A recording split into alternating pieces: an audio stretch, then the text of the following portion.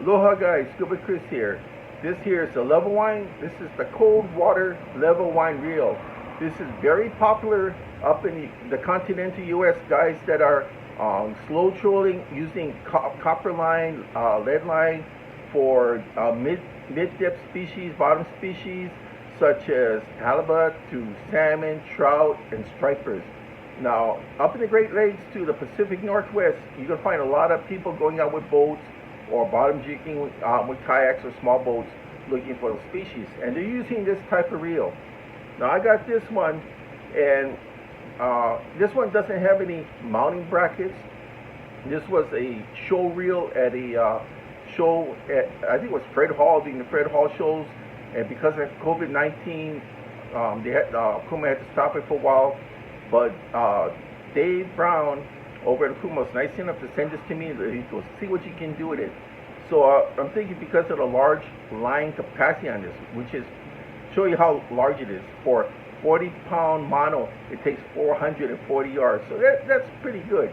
So I'm going to use this for inshore trolling jacks as well as wahoo.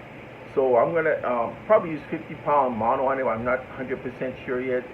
But I'm going to put the mounting brackets in here, and I'm going to be using a spooler. The spooler is a Fishon Spooler that is meant for spinners. It's not meant for conventional reels like this, but I will use the spinner as a line tensioner, keep the line taut, and I'm going to spool it on by hand. So I'm going to show you how to properly spool on line onto a level line. See that? See the bar? That's what we're going to do. Okay, I just put on mounting brackets. I actually have a good selection of mounting brackets and screws, just about everything. I can actually repair a lot of my own stuff. I've been helping my friends out, but you know, it's not what I do, but I force myself to learn. So there we go. Now I'm ready to put the line on. Okay, I'll be using some soft steel mono. This will be 50-pound I'll be using today.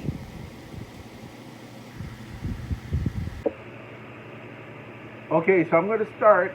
I'm just going to use my Fishon Spooler here as a line tensioner. So it's going to put tension on the spool.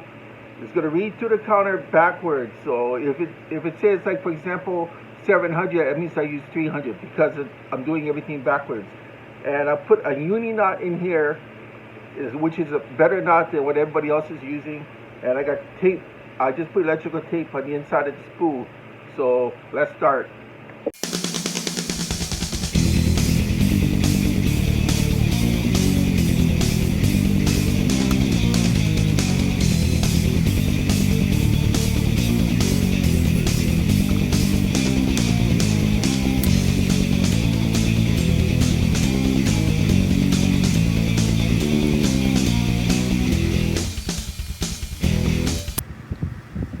Okay, when do you know when to stop on a level line? Okay, look at your bar. See the inside bar here? When that barely starts to, just before it touches the line, you see that sunshine going through? That's basically 1/32 of an inch right in there. Just before it starts to rub against the line itself, that is when you need to stop. So there you go. All right, line counter started from 000. Now I got 708. That means it took 292 meters. Meters, I think it's 3.3 feet, so I have to figure that out. The reason why you got to go in reverse on this is because I was going reverse, putting the line on because it wasn't using the motor, I was just using hand cranks. So it took 292 meters of 50-pound test mono. So we'll see what that comes up to.